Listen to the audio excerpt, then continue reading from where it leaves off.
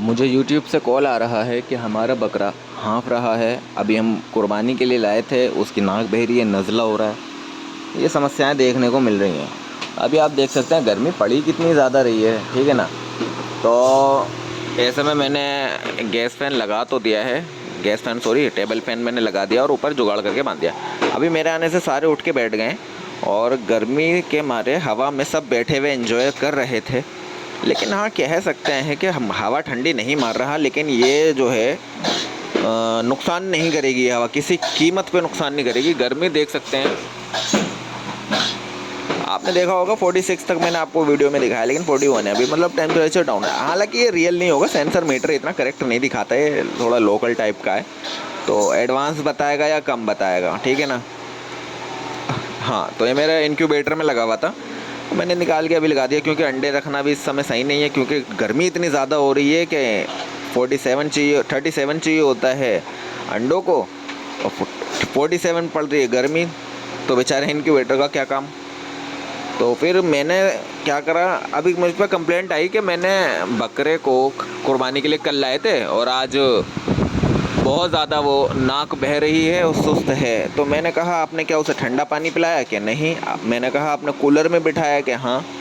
देखिए, आप कहीं ना कहीं गलती करते हैं। कुर्बानी के बकरे को ना तो आप ठंडा पानी पिलाइए प्यार में कि हाँ भाई गर्मी में हो रही है पिला दो ठंडा, नहीं, और ना ही आप जो है उसको कूलर में बैठाइए। अब ये सूखी हवा चाहिए होती है जानवर को, सूखी। या तो आपने उसे बचपन से ट्रेंड कर रखा हो कि हाँ मैं उसको कूलर में बिठाऊंगा, एसी में बिठाऊंगा, तो बकरा एडजस्ट करेगा। फिर वो बिना एसी के नहीं रह सकता, ये भी याद रखना। अगर एसी का बकरा पाला है और आप ऐसे टीन शेड में करोगे तो 2 दिन में मर जाएगा वो, फिर दवाइयाँ भी काम नहीं आएंगी।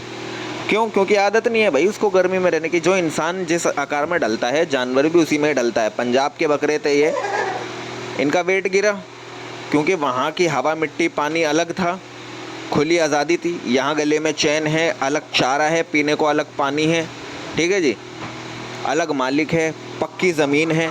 गर्मी अलग होती है, हर शहर की गर्मी अलग होती है, हवा अलग होती है। पेड़ के नीचे बंधना होता है या किस फार्म के अंदर बन रहा है, कच्ची मिट्टी में बैठ रहा है, हज़ारों फ़र्क पड़ते हैं।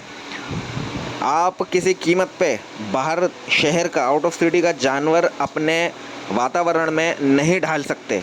मैं वो बच्चा लेकर आया हूँ, वो ढल चुके हैं अल्हम्दुलिल्लाह, उनका 1% वज़न नहीं गिरा, ठीक है। मैं लाया किसी और के लिए था, लेकिन फ़िलहाल वो अभी अपने पास हैं, ठीक है ना। मैंने पाल रखे हैं क्योंकि ज़रा कहीं और ज़रा घर बन रहा है, तो अभी फ़िलहाल मेरे पास है, और इंशाल्लाह हो सकेगा तो मैं इसको रख लूँगा अगर मुझे मिलेगा। तो ऐसे वातावरण में नहीं ढल पाता जानवर, तो हमें करना क्या है, या तो आपको बचपन से ही बकरे को पालना होगा उसी वातावरण में जो आप चाहते हैं, और बाहर मुल्क से लाने के बाद में, बाहर सिटी से लाने के बाद में आप फिर चाहो कि मैं अपने उसमें कर लूँ, नहीं हो पाएगा जी, नहीं हो पाएगा। आप किसी भी बड़े गोट फार्मर से पूछ लेना क्या ऐसा हो सा है, पॉसिबल है, जिसकी उम्र बीत चुकी हो, 2 दांत 4 दांत बचपना गुजर गया हो, 4 दांत 6 दांत 8 दांत तक उसने एक ही ज़मीन पे अपना ज़िंदगी गुजार दी।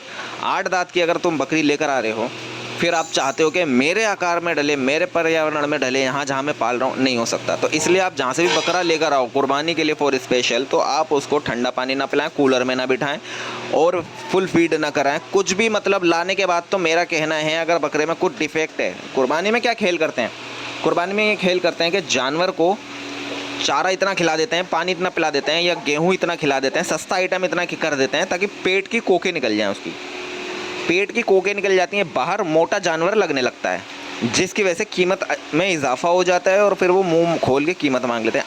अब जिसको नहीं है परख, जो सिर्फ साल की साल कार कुर्बानी करता है, बकरे का भी शौक़ नहीं है, लेकिन एक सुन्नत बतौर वो अपने रिलीजन को फॉलो करते हुए कुर्बानी करता है, वो तो बेचारा फंस गया।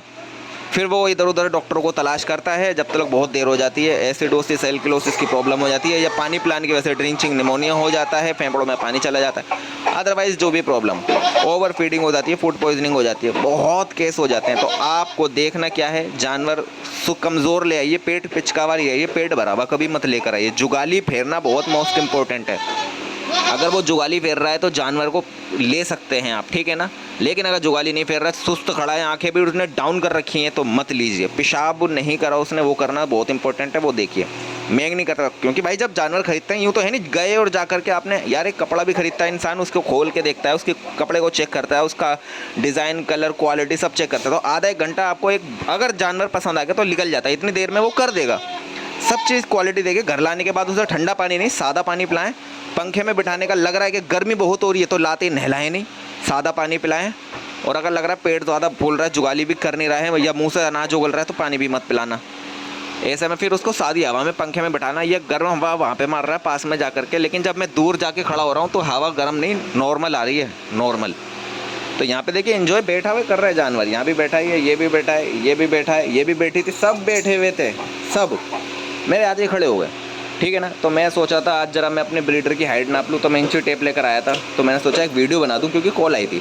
अगर ऐसे में नज़ला, खांसी, जुकाम बकरे को हो जाए तो इंसानों वाली गोली दी जा सकती है, कोई दिक्कत वाली बात नहीं है। वो कौन सी दी जा सकती है?